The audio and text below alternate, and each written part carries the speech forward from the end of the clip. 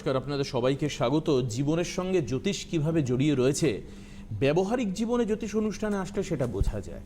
আমি আগেও আপনাদেরকে বলেছি যে আপাতভাবে অ্যাস্ট্রোলজির যে প্রোগ্রাম, মানে যেগুলোকে আমরা হার্ডকোর অ্যাস্ট্রোলজিক্যাল অ্যানালাইসিস বলি, তার থেকে বাইরে যেটা আমার মনে হয়েছে দরকার সেটা হচ্ছে আমাদেরকে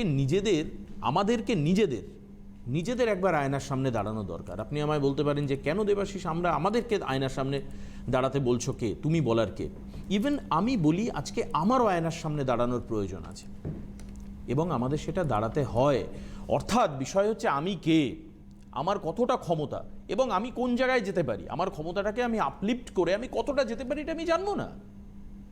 এটা যদি আমি না জানি তাহলে আমি অ্যাস্ট্রোলজির এই উপাদান, নিয়ম, রেমিডি এটসেট্রা এটসেট্রা এটসেট্রা এক একজন অ্যাস্ট্রোলজারের এক একটা ধাঁচ ঘরানা, আমি তাকে অ্যাডপ্ট করবো কী করে?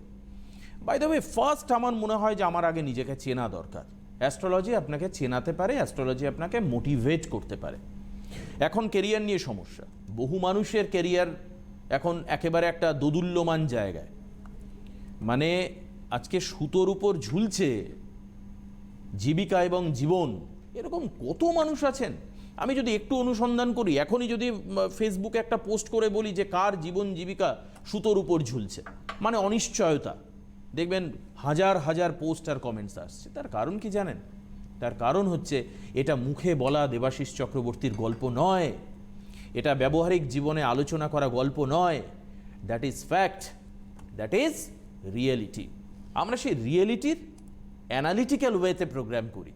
সেই কারণের জন্যই ব্যবহারিক জীবনে জ্যোতিষ অনুষ্ঠান শুধুমাত্র একটা জ্যোতিষ প্রোগ্রাম নয়, it has some content and that content can inspire you. তো আসুন ইন্সপিরেশনের জায়গাটা খুঁজে নেওয়ার চেষ্টা করি। Institute of Krishnamurti stellar astrology and Vedic কালচারের প্রতিষ্ঠাতা, বাথ চার্ট রিফর্মার, বিশ্লেষণে কৃষ্ণমূর্তি পদ্ধতি নামক বইটির লেখক, বাস্তু কনসালটেন্ট, মোটিভেশনাল স্পিকার, সাকসেস গুরু, লাইফ কোচ জ্যোতিষাচার্য দেবদত্ত আমাদের সঙ্গে উপস্থিত রয়েছেন। আমি দেবদত্ত তাকে স্বাগত জানাই এবং সঙ্গে এটাই প্রশ্ন করব যে ডামাডোলের মধ্যে দিয়ে বর্তমান রাজ্য চলছে, সঙ্গে সঙ্গে ভারতবর্ষের অর্থনৈতিক অবস্থা খারাপ। আমি জানি না যে রঘুরাম রাজনের মতো কেউ থাকলে হয়তো আবার বলেও ফেলতেন, বা ইভেন শক্তিকান্ত দাস কোনোদিন হয়তো বলে ফেলতেও পারেন যে আর্থিক অবস্থা খুব খারাপ, রিজার্ভ ব্যাংক এই স্টেপ নিচ্ছে। এই জায়গায় দাঁড়িয়ে মানুষের কর্মসংস্থানের কথা বলা, এটা কি ভাঙা ঘরে বসে চাঁদের আলোর স্বপ্ন দেখার মতো? সেক্ষেত্রে তো ওয়ার্ল্ডের 41 নম্বর পাওয়ারফুল ওম্যান হিসেবে আমাদের অর্থমন্ত্রী জায়গা পেয়েছেন। আচ্ছা, নির্মলা সীতারামন। ইয়েস। আচ্ছা, এটা যেমন একটা খবর, তেমনি এর আগেও আমি বলেছি, বারবার যে কথাটা বলছি, আমাদের ইন্ডিয়া এমন একটা জায়গায় দাঁড়িয়ে আছে, ইন্ডিয়া কিন্তু ভি কার্ভের জায়গায় দাঁড়িয়েছে, ভি কার্ভ। কারণ এর আগের অনুষ্ঠানে আমি বলেছি যে 3টে কার্ভ হয় অর্থনীতিতে। একটা হচ্ছে এল কার্ভ, মানে অর্থনীতি পড়তে পড়তে পড়তে একটা পয়েন্টের পর একদম স্ট্যাগনেন্ট অবস্থায় স্ট্রেট যেতে থাকে, আর অর্থনীতি খুব একটা বেশি ওঠে না। আর একটা কার্ভ থাকে ইউ কার্ভ, যেটা হচ্ছে অর্থনীতি পড়তে কিছু দূর যাচ্ছে পর্যন্ত অবস্থায়, তারপর আস্তে আস্তে ধীরে ধীরে উঠছে। আর ভি কার্ভ মানে হচ্ছে এক্সট্রিম পর্যায়ে পড়ছে এবং তারপরে সেটাকে উঠছে। ইন্ডিয়া কিন্তু এই ভি কার্ভের জায়গায় দাঁড়িয়ে আছে এবং সেই কারণে কিন্তু আজকে যদি ওয়ার্ল্ড ওয়াইড সিনারিও কিছু দেখা যায়, যেমন দুটো জিনিস খুব ইম্পর্ট্যান্ট এখানে। এক, মানুষের ক্যারিয়ারের জায়গাতে কিন্তু একটা খুব সন্দিক্ষণে দাঁড়িয়ে আছে, কারণ প্রচুর কিছু ক্যারিয়ার অবসলিট হতে চলেছে এবং নতুন, তার পাশাপাশি নতুন কিন্তু জব অপরচুনিটি আসতে চলেছে। নতুন নতুন সিলেবাস নিয়ে, নতুন নতুন সাবজেক্ট নিয়ে ইনোভেটিভ ওয়েতে পড়াশোনা শুরু হয়েছে। কেউ ফোনে আছে? ফোন আমি নেব, তবে একটা কথা বলি, এই যে ভি কার্ভের কথাটা, এটা কি আজকে বলছেন দেবদত্ত? আপনারা 2019-এর শেষের দিককার অনুষ্ঠান দেখবেন, সেই সময় কিন্তু একই রকমভাবে দেবদত্তদা ভি কার্ভ ডেভেলপমেন্টের কথা বলেছিলেন। কে রয়েছেন ফোনে? Hello hello hello hello. আচ্ছা, ফোন করুন, আপনাদের ফোন নেব ডেফিনেটলি। তবে একটা কথা বলে রাখি যে যারা জীবনের উন্নতির স্বপ্ন দেখছেন, এখন হয়তো ফোনে পাচ্ছেন না, 9830078634 এবং 9830066913 নাম্বারের দুটো বুকিং নাম্বার টেলিভিশন স্ক্রিনে অলরেডি যাচ্ছে। এই দুটো নাম্বারে ফোন করে আপনাকে বুক করাতে হবে। ডেফিনেটলি বুকিং করিয়ে আপনি চেম্বারে আসতে পারবেন। চেম্বারগুলো একবার চট করে বলে দিই, প্রত্যেক সোমবার টবিন রোডে চেম্বার থাকে, প্রত্যেক বুধবার গড়িয়াহাট ট্রায়াঙ্গুলার পার্কে চেম্বার থাকে। 13th of ডিসেম্বর মানে হচ্ছে রবিবার। আগামীকাল, পরশু বাদ দিয়ে তারপরের দিন, মানে দ্যাট ইজ অন সানডে। সানডেতে হচ্ছে বর্ধমান। 20th of ডিসেম্বর হচ্ছে শিলিগুড়িতে এবং 22nd of ডিসেম্বর বহরমপুরে চেম্বার রয়েছে। কাজে এই চেম্বারগুলোর জন্য ইমিডিয়েট যোগাযোগ করুন, নাম লেখান। কেউ কি আছেন ফোনে? হ্যালো, আচ্ছা আমরা ফোন নেব, কিন্তু আবারও আলোচনা একটু মোটিভেশনাল কথাবার্তা শুনি। না, তার সাথে সাথে যেটা সব থেকে ইম্পর্টেন্ট, দেখুন কিছু কিছু কেন আমি বললাম, ভেরি রিসেন্ট, আমরা যদি 3-4 দিন আগেই আমরা একটা খবর পেয়েছি, জাস্ট ফুড বলে একটা আমেরিকান স্টার্ট আপ কোম্পানি একটা ইনোভেশন করেছে, যে আমরা যে মাংস খাই, সেটা চিকেন হতে পারে, মাটন হতে পারে, যে কোনো ধরনের মিট হতে পারে, সেইটা লাইভ, মানে চিকেন কেটে, মানে মুরগি কেটে আমাকে চিকেন খেতে হবে না, সেটাকে মুরগির জিন দিয়ে আর্টিফিশিয়ালি এমনভাবে বানানো হয়েছে, যার ফলে বলছে এই যে প্রচুর প্রাণী হত্যা করার জন্য যে গ্রিন হাউস এফেক্টটা হয়, সেই এফেক্টটাকে পুরোপুরি নষ্ট করা যাবে। এবং এর যে মাংসের যে গুণগত মান, মাংস তৈরি হবে, মাংস তৈরি হবে, গুণগত মান যেটা, সেই গুণগত মানটা একটা মুরগি বা একটা মিট থেকে যেটা পাচ্ছে একদম সেম টু সেম। এবং সেই কারণে কিন্তু এই কোম্পানিটাকে সিঙ্গাপুর কিন্তু তাদের ইয়ে দিয়েছে, সেখানে কিন্তু ওটা অলরেডি ব্যবসা করছে। Lovely. আমরা যদি ভাবি যে না ইউএসতে রয়েছে, সিঙ্গাপুরে রয়েছে, ইন্ডিয়াতে আসতে খুব দেরি হবে, আমি বলবো 2000 মোটামুটি সিঙ্গাপুরের পরে সেকেন্ড ডেস্টিনেশন কিন্তু ইন্ডিয়া হতেই পারে। তার কারণ এটা স্বাভাবিক, যে কোনো কোম্পানি ইন্ডিয়ার মার্কেটকে ধরবার চেষ্টা করবে। তার কারণ হচ্ছে হিউজ পপুলেশন, এই হিউজ বাজারকে ধরবার চেষ্টা করবে। ওকে, বাই দ্য ওয়ে আমরা আসি কাজের কথায়। কে রয়েছেন ফোনে? হ্যালো। হ্যালো, হ্যাঁ নমস্কার, কে বলছেন? নমস্কার স্যার। হ্যাঁ নমস্কার। দুজনকেই আমার নমস্কার। বেশ, কে বলছেন, কোথা থেকে বলছেন? আমি উজ্জ্বল মান্না বলছিলাম, ডায়মন্ড হারবার থেকে। কার সম্পর্কে জানবেন? অনেকদিন পরে আপনার প্রোগ্রাম দেখছি স্যার, অনেকদিন তো আপনাকে দেখা পাইনি। আপনার প্রোগ্রাম আমার খুব ভালো লাগে। Thank you. তা আজকে নিজের ব্যাপারে একটু জানতে চাই। বলুন, ডেট অফ বার্থ? 6/6/84। টাইম? বিকাল 4:30। জন্মস্থান? ডায়মন্ড হারবার। তার মানে সেদিন ছিল বুধবার। হ্যাঁ, বুধবার। তুলা লগ্ন, সিংহ রাশি, পূর্বাষাঢ়া নক্ষত্র, শুক্রের দশায় জন্ম। এর আগে দেখানো হয়েছিল কাউকে? না না, আজ অব্দি কাউকে দেখানো হয়নি। হয়নি? আজ অব্দি কাউকেই দেখাননি? না না, সেভাবে সময় হয়ে লগ্নে মঙ্গল, শনি, দ্বিতীয় কেতু, তৃতীয় বৃহস্পতি। একটা হ্যাঁ। কথা বলুন তো, আজকে আপনার কি দরকার ফোন করার জন্য, মানে কেন ফোন করেছেন? কেন ফোন করেছেন? বলছিলাম কেন? স্যার, বলছিলাম স্যার আমার বিষ লগ্ন। আমি জিজ্ঞাসা করেছি যে আপনি কেন ফোন করেছেন, আজকে কি কারণে ফোন করেছেন। এটা কিন্তু খুব ভ্যালিড কোয়েশ্চেন। খুব ইম্পর্টেন্ট। কেন ফোন করেছেন?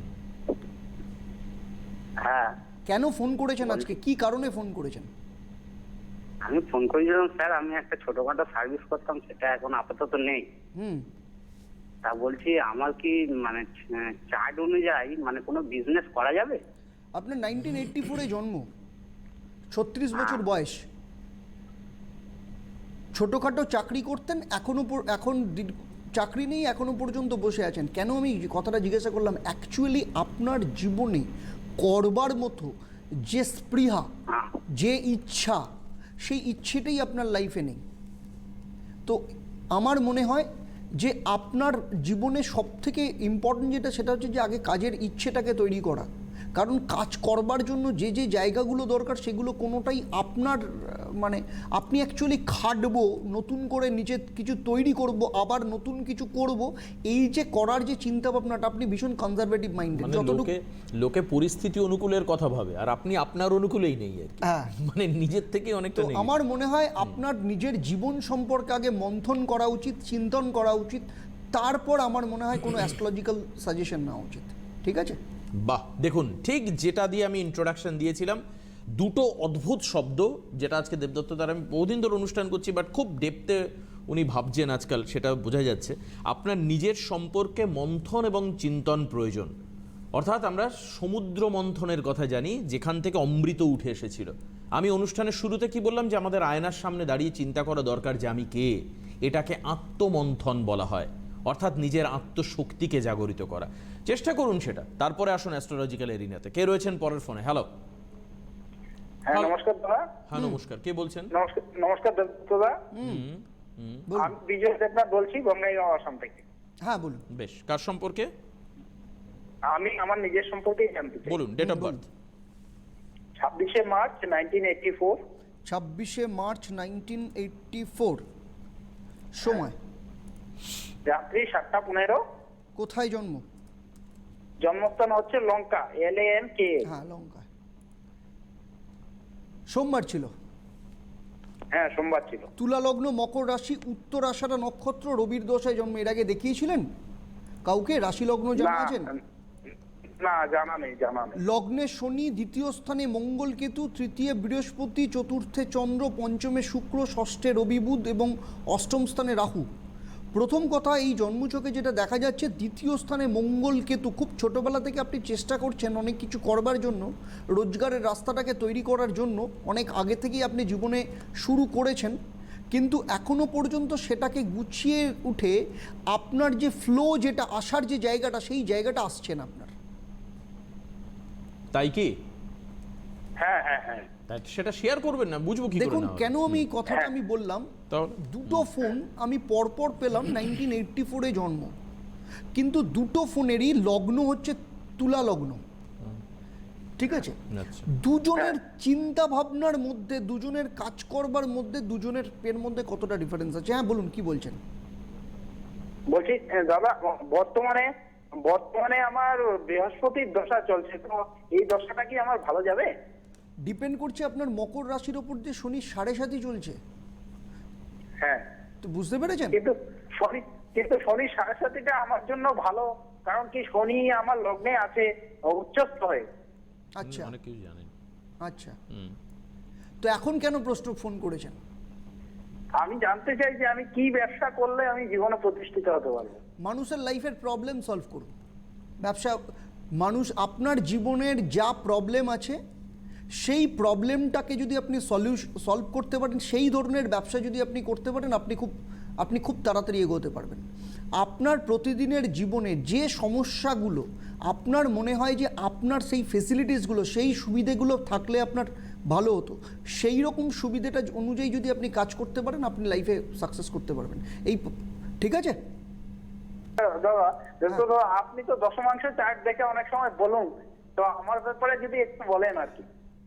দেখুন, আপনার বলবার আগে আমি একটা গল্প বলি, খুব সুন্দর। মানে আমি পড়েছিলাম, জাপানে একটা রেওয়াজ আছে জানেন তো, ওই চা ঢালার। মানে যখন কেউ গুরুর বাড়িতে প্রথম শিক্ষা নিতে যায়, তখন গুরু তাকে চা সার্ভ করে। তো একজন স্টুডেন্টকে যখন সবাইকে সার্ভ করার পর, তাকে যখন সে কন্টিনিউয়াস অনেক কিছু বলছে, অনেক কিছু করছে, তো গুরুদেব যখন তাকে চাটা সার্ভ করছে, সেই চাটা কাপ থেকে পড়ে ডিশ থেকে চাটাকে পড়ে তার পায়ের ওপর পড়েছে গরম চা। সে তখন গুরুদেবকে বলছে, আরে কী করছেন, আমার পা তো পুড়ে গেল। তো গুরুদেব বললেন, আসলে আপনার কাপটা আগে থেকেই ভরা আছে, তো সেখানে চা তো আমি যদি ঢালি তাহলে তো আপনার পড়বেই। তো আপনার ক্ষেত্রে আপনাকে জীবনে যদি এগোতে হয়, আগে আপনার কাপটাকে খালি করতে হবে, তখন আপনার নতুন কিছু চিন্তাভাবনা, নতুন কিছু এগোবে তার মধ্যে। বুঝাতে পারলাম? তাহলে মানে কি ব্যবসাটা আপনি শুনতে থাকুন, বলছি। বেশ, যদি আরো বিস্তারিত জানতে হয় প্রশ্নটা ব্যবসা নিয়ে যখন বললেন, প্রশ্নটা হচ্ছে এই যে এইমাত্র তুমি একটা কথা বললে যে কেন মানুষের ক্ষেত্রে অনেকটা যে কেন করব, কেন জায়গাটা। রায়ান হলিডে বলে একজন বিখ্যাত রাইটার আছে, তার একটা বই আছে, স্টার্ট উইথ হোয়াই। কেন আমরা জীবনে কেন কি করব, কিভাবে করব, এইটার পেছনে সারা জীবন দৌড়ই, কিন্তু কেন করব, এটা অ্যাকচুয়ালি কেন করব, that is determined on attitude. এটা হচ্ছে 98% কী করব আর কিভাবে করব, এটা হচ্ছে 2% মেকানিজম। একটা মানুষের জীবনে মেকানিজম মাত্র 2%। কেন করব, এটা হচ্ছে 98%। আজকে আমরা দেখি না নাইকি জুতো তৈরি হয়েছিল কী করে? নাইকি আজকে সারা পৃথিবী জুড়ে এত বড় কোম্পানি কী করে? তার প্রমোটার, যিনি এটা নাইকির যিনি আবিষ্কারটা, যিনি বিজনেস শুরু করেন, তিনি একজন কোচ ছিলেন। তো তিনি যেরকম জুতো চাইছিলেন, সেই জুতোটা কোনো কোম্পানি বানাতেই পারছিলেন না, ইংল্যান্ডের একজন কোচ।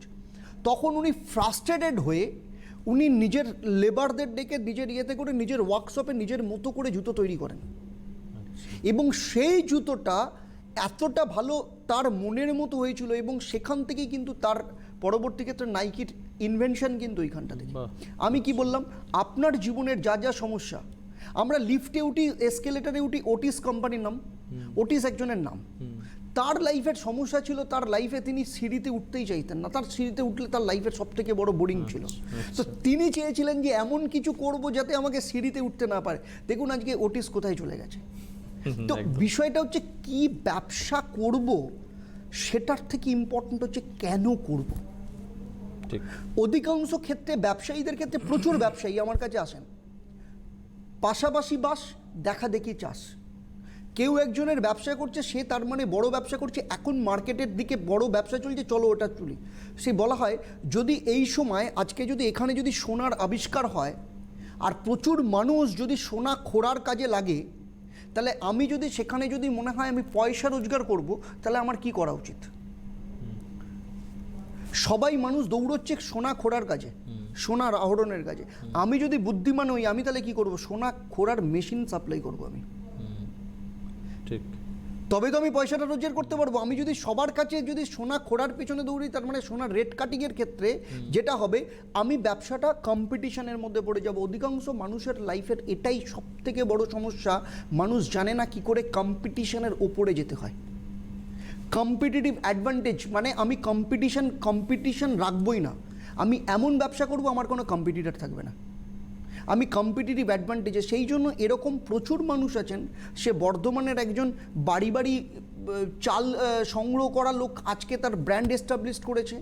বাড়ি বাড়ি চুলের দেখবেন ব্যবসা করে করা লোক, সেই লোকটিও কিন্তু ব্র্যান্ড এস্টাবলিশ করেছে। আজকে বলিনি, আমি 2019-এর নভেম্বরে বলেছিলাম যে তাদেরকে কি করে আমি ব্র্যান্ড এস্টাবলিশ করেছিলাম, তাদেরকে কি করে কম্পিটিটিভ অ্যাডভান্টেজে নিয়ে গেছিলাম।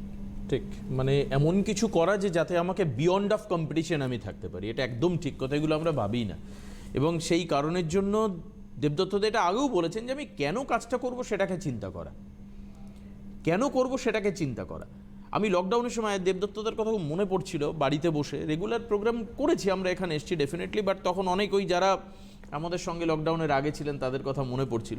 দেবদত্তদা একদিন আমাকে এই প্রোগ্রামে বসে, আমি জানি না ওনার মনে আছে কিনা, উনি বলছিলেন যে দেখো একটা বিজনেস এরকম হতে পারে, আমরা তো তরকারির দোকান দেখি, প্রচুর সবজির দোকান আমরা দেখি, যদি বাড়িতে বাড়িতে সবজি কেউ সরবরাহ করে, কোনো একটা ছেলের উদাহরণ দিয়ে বলছিলেন যেরকম ধরনের তমলুকে করেছে, তমলুকে সে তমলুকে করেছে, যে হ্যাঁ। সবজি কালেকশন করবে সে সব জায়গা থেকে করে, সে বাড়ি বাড়ি গিয়ে সবজি সে দিয়ে আসবে।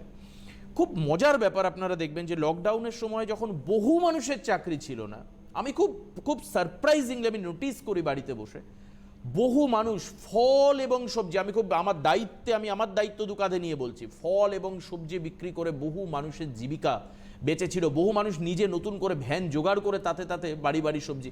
আমার ওই ঘটনা দেখে এবং ফল আমার মনে পড়ছিল যে বিজনেসকে অন্যভাবে ভাবতে হয়, আপনাকে প্ল্যান তৈরি করতে হয় এবং তার জন্য মোটিভেশন নিতে হয়, এবং সেই কারণের জন্যই দেবদত্ত আজকে one and only, there is no alternative at all. আসুন, কে রয়েছেন ফোনে? হ্যালো, হ্যাঁ নমস্কার দিদি ভাই, কে বলছেন, কোথা থেকে বলছেন? আমি হুগলি থেকে মৌসুমী বসু বলছি। হ্যাঁ মৌসুমী দি, আপনাকে স্বাগত। কার সম্পর্কে জানতে চাইছেন আজকে? আমি আমার মেয়ের সম্পর্কে জানবো। বলুন, মেড ডিওবি, ডেট অফ বার্থ বলুন। 24/9/2003। সময় সময় সকাল 8:35। কোথায় জন্ম? আরামবাগ। সকাল 8:35, আরামবাগে জন্ম, তার মানে ছিল হচ্ছে বুধবার। হ্যাঁ। তুলা লগ্ন, সিংহ রাশি, মঘা নক্ষত্র, কেতুর দশায় জন্ম। এর আগে দেখানো হয়েছিল কাউকে? রাশি লগ্ন জানা আছে? না না না স্যার, কাউকে দেখানো হয়নি। লগ্নে কেতু, পঞ্চম স্থানে মঙ্গল, সপ্তম স্থানে রাহু, অষ্টম আচ্ছা। নবম স্থানে শনি, একাদশ স্থানে বৃহস্পতি, দ্বাদশ স্থানে শুক্র। প্রথম কথা হচ্ছে সপ্তম স্থানে রাহু ওর লাইফের ক্ষেত্রে কিন্তু চিন্তা ভাবনার ক্ষেত্রে, নিজেকে ইনোভেশনের ক্ষেত্রে বা কনসেন্ট্রেশনের ক্ষেত্রে কিন্তু খুব শুভ নয়, বুঝতে পেরেছেন? আচ্ছা। ওর মধ্যে দেখবেন যে কোনো ক্ষেত্রে কাজ করার ক্ষেত্রে বা চিন্তা ভাবনা করার ক্ষেত্রে ভীষণভাবে ফ্রিকলনেস একটা থাকবে, রাগ জেদ হ্যাঁ। এই ব্যাপারগুলো মারাত্মকভাবে থাকবে, এবং যে কোনো জিনিস দেখবেন খুব চটপটে ডিসিশন, হঠাৎ করে ডিসিশন নিতে করে, এবং ছোটোবেলা থেকে অনেক কিছু অনেক কিছু শিখবে, কিন্তু সেগুলোকে কাজে লাগিয়ে লাইফে যে খুব বড় জায়গায় যাবে কিছুদিন শেখার পর দেখবেন সেই জায়গাটা থেকে ধৈর্য হারিয়ে ফেলা, এই ব্যাপারগুলো কিন্তু ভীষণভাবে ওর মধ্যে লক্ষ্য করা যাবে। কোন ক্লাসে পড়ছে আপনার মেয়ে? ও ক্লাস 12 এ পড়ছে। কি Next প্ল্যান year HS মেয়ের লাইফ নিয়ে, কি প্ল্যান? নতুন যে শিক্ষা ব্যবস্থা হয়েছে এবং আগামী দিনে যে চেঞ্জ আসতে চলেছে, চেঞ্জ অলরেডি চলে এসছে, তো এটা নিয়ে কি প্ল্যান আপনার?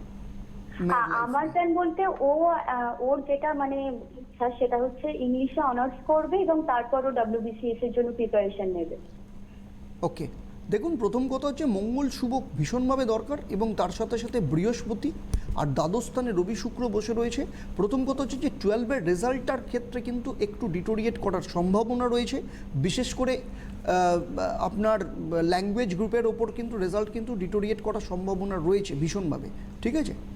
আর আচ্ছা। ওর লাইফে ওকে যদি এগোতে হয় তাহলে ফার্স্ট ওকে ওর মধ্যে ডিটারমিনেশনটাকে নিয়ে আসতে হবে, এই জায়গাটা ওর ল্যাকিং রয়েছে। বেশ, আজকে আর হাতে সময় নেই, আমাদের শেষ করতে হবে। তবে অবশ্যই বলে রাখি 13 তারিখ বর্ধমান, 20 তারিখে শিলিগুড়ি, 22 তারিখ বহরমপুরে যোগাযোগ করবেন, চেম্বার রয়েছে। আর পরবর্তী অনুষ্ঠানের দিকে কাল কবে হবে? কালকে দুপুর 1:35 মিনিটের সময় আবার অনুষ্ঠান আছে। আজকে এই পর্যন্তই, সবাই ভালো থাকবেন, সুস্থ থাকবেন। নমস্কার দেবদত্ত থাকে, নমস্কার সবাইকে। Institute of Krishnamurti stellar astrology and Vedic culture একটি আধুনিকতম জ্যোতিষ শিক্ষা প্রতিষ্ঠান। কৃষ্ণমূর্তি পদ্ধতি, হস্তরেখা, ভারতীয় ও বৈদেশিক বাস্তুশাস্ত্রের বিভিন্ন দিক, বৈদিক সংস্কৃতি, ব্যবহারিক জীবনে জ্যোতিষশাস্ত্রের প্রয়োগ ইত্যাদি। বিভিন্ন সময়ের কোর্সে ভর্তি চলছে, শিক্ষান্তে নেওয়া হয় পরীক্ষা। সফল ছাত্রছাত্রীদের পেশাদারিত্ব সহযোগিতার সাথে সাথে প্রদান করা হয় উপাধি। প্রতিষ্ঠাতা ও অধ্যক্ষ আচার্য দেব দত্ত। যোগাযোগ কলকাতা শাখা 9831507867, দুর্গাপুর শাখা 9830078634, আসানসোল শাখা 9831507867, বর্ধমান শাখা 9831507867, শিলিগুড়ি শাখা 9733309803, কোচবিহার শাখা 9830066913, বহরমপুর শাখা 9831507867, মালদা শাখা 9830078634, পুরুলিয়া শাখা 9831507867, বিষ্ণুপুর শাখা 9830078634, শিলচর শাখা 9831507867, আলিপুরদুয়ার শাখা 9830066913।